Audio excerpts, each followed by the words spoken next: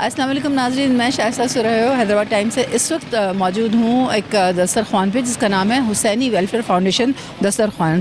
جی ناظرین، اس دسترخوان کا آغاز جو ہے آج سے 4 سال پہلے کیا گیا تھا.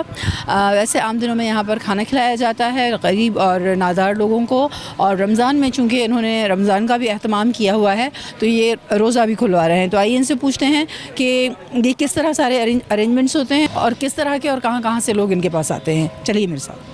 جی ناظرین، اس وقت ہمارے ساتھ امیر مسلم حسینی صاحب موجود ہیں جو کہ اس فاؤنڈیشن کے چیئرمین بھی ہیں. انہوں نے اس فاؤنڈیشن کو جو ہے وہ 4 سال پہلے شروع کیا. نارمل دنوں میں یہ کھانا ڈسٹریبیوٹ کرتے ہیں غریبوں میں، اور رمضان میں جو ہے یہ سحری اور افطار دونوں کا اہتمام بھی کرتے ہیں. جی حسین صاحب، کیا سوچ کے آپ نے اس آرگنائزیشن کا یا اس ویلفیئر کا جو ہے وہ آغاز کیا؟ دیکھیں، بسم اللہ الرحمن الرحیم. یہ حسینی دسترخوان 2016 سے یہاں پر کام کر رہا ہے. اس سے پہلے یہاں پر 2 وقت کا کھانا یہاں پر دوپہر اور رات کا کھلایا جاتا ہے، اور رمضان کی یہاں پر سحر اور افطار کا اہتمام کیا جاتا ہے. جیسا کہ آپ دیکھ رہے ہیں، یہاں پر بڑی تعداد آتی ہے، اور ہر خاص اور عام کے لیے یہاں پر بلا رنگ اور نسل کے بلا تفریق کے یہاں پر لوگوں کو کھلایا جاتا ہے. حسین دسترخوان جو ہے اپنی مدد آپ کے تحت یہ سلسلہ چلا رہی ہے. جتنے بھی لوگ آتے ہیں ہمارے یہ ریگولر یہاں پر لوگ آنے والے ہیں. حسینی ویلفیئر فاؤنڈیشن صرف یہ نہیں، پلس میں ہم یہاں پر اسٹریٹ چائلڈ جو گداگری کرنے سے پیشے سے منسلک ہے حیدرآباد کے مختلف علاقوں میں، یہاں پر ہم نے فری ایجوکیشن دیتے ہیں. یہاں اندر آپ دیکھیں گے یہاں پر بچوں کو فری ایجوکیشن دی جاتی ہے. آپ کیا کرتے ہیں؟ میں رکشہ چلاتا ہوں.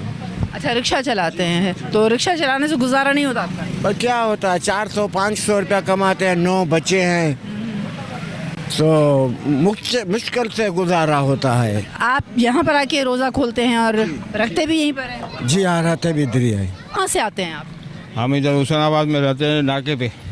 ہاں. یہ رکشہ آپ کا ہے؟ رشکہ ہمارا ہے.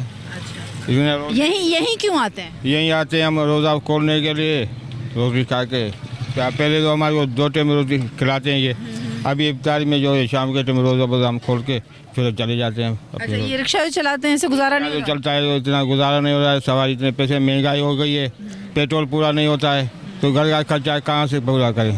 آپ کرایہ بھی تو بہت زیادہ لیتے ہیں. ہم تم سا کرایہ کوئی بھی نہیں دیتا. ہم سارے یہ 200 روپے بولتے ہیں، تو بولا 100 روپے میں تو آپ بھی آئے ہیں. صاحب، پیٹرول 10 روپے بڑھتا ہے، آپ کرایہ 50 روپے آپ بڑھاتے نہیں ہیں، وہی پیسے دے رہا ہے. لوگ بھی سیانے ہو گئے ہیں بھائی.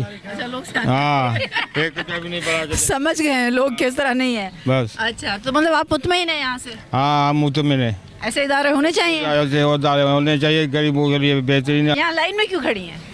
یہاں پہ ہم مجبوری کے تحت آئے ہیں. یہاں پہ جی مجبوری کے تحت آئے ہیں. یہاں پہ جی بالکل مجبوری کے تحت ہی آئے ہیں. مطلب یہاں لائن میں کیوں کھڑی ہیں؟ ٹوکن جمع ہوگا. ہاں، اور میری 2 بیٹیوں کا ساتھ ہے. میرا شوہر بیمار ہے، اس لیے مجبوری میں آنا پڑا. نہیں، ویسے تو آپ صحیح کہہ رہی ہیں. آپ کیا کہنا چاہیں گی کہ ایسے ادارے ہونے چاہیے غریبوں کے لیے؟ ہونا چاہیے، کیوں نہیں ہونا چاہیے. اس وقت ہمارے ساتھ جو ہے یہاں پر امیر مسلم حسینی صاحب موجود ہیں، جو ہمیں بتا رہے تھے کہ آج سے، بلکہ خود بتائیں گے، ہم ان سے پوچھیں گے کہ اس سے پہلے اس ایریا پہ کیا ہوتا رہا ہے، اور اب جو ہے یہ ایک باقاعدہ دسترخوان کی حیثیت اختیار کر چکا ہے، اور حسینی دسترخوان نام ہے اس کا.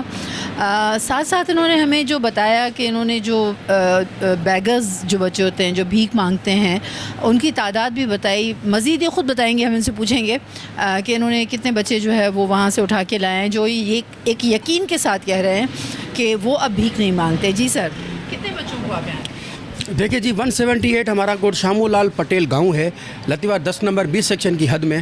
اور وہاں پر جو ہے نا UC 64 لگتی ہے. وہاں پر بچے ماشاءاللہ سے پڑھ رہے ہیں. مندر کے اندر بچے پڑھ رہے ہیں. اور میرے پاکستان کا جو پازیٹیو فیس ہے وہ آپ کو وہاں نظر آئے گا کہ مندر کے اندر ایک مسلم کمیونٹی کے ہو کر ہم ہندو کمیونٹی کے بچوں کو ہم وہ ریسپیکٹ دیتے ہیں، وہ پیار دیتے ہیں، ان بچوں کو اپنا بچہ سمجھتے ہیں. وہ آج سے پہلے لتیواڑ کی حد کے اندر وہ سارے کے سارے اسٹریٹ چائلڈ بچے تھے.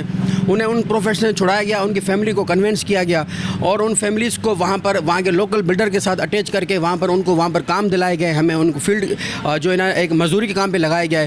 ان بچوں کو جو ہے نا انشاءاللہ ابھی وہاں پر ایجوکیشن دی جا رہی ہے. بیسک ہمارا یہی ہے کہ ان بچوں کو 6 مہینے کے اندر ان کو اتنا کم از کم معاشرہ کارآمد شہری بنانے کے لیے ان کو بیسک جو ایجوکیشن دی جائے، کیسے اٹھنا ہے، کیا بری چیز ہے، کیا اچھی چیز ہے، کیسے کھانا ہے، کیسے بیٹھنا ہے. تو یہ ہم کوشش کریں گے. اور اس کے بعد سیکنڈ فیز کے اندر ان بچوں کو ہم کوئی نہ کوئی چھوٹا سا ہنر سکھائیں گے. جیسے موبائل ریپیئرنگ کا کام آ گیا، کسی کو بائک کا کام آ گیا. جب تک ایجوکیشن نہیں ہے ساتھ ان کو ہم ہنر بھی سکھائیں گے. جی ویورز، جیسا کہ آپ نے دیکھا کہ اس وقت ہم حسینی دسترخوان پر موجود تھے. ایک ویلفیئر آرگنائزیشن ہے، اور ہمارے ساتھ تھے امیر مسلم حسینی صاحب. انہوں نے بتایا اپنی آرگنائزیشن نیوٹریشن کے بارے میں کہ یہاں پر بلا تفریق کوئی بھی آ جائے وہ کھانا کھاتا ہے. رمضان میں انہوں نے جو ہے وہ افطاری کا اور سحری کا اہتمام کیا ہوا ہے, اور اس کے علاوہ انہوں نے تقریباً 100 گھروں کو جو ہے وہ راشن پہنچانے کا بھی اہتمام کیا ہوا ہے, جو کہ ان کی فہرست میں ہے. ابھی انہوں نے فارمز بھی دکھائے کہ وہ جیسے وہ فارم فل اپ ہو جائیں گے ان کے سارے ایڈریس کے ساتھ ساتھ ان کے گھروں تک جا کے وہ راشن پہنچا کے آئیں گے. آج تک کے لیے اتنا ہی, ملیں گے کسی اور پیکیج میں. کیمرہ مین الطاف بلوچ کے ساتھ شائستہ سرہیو, حیدرآباد ٹائمز.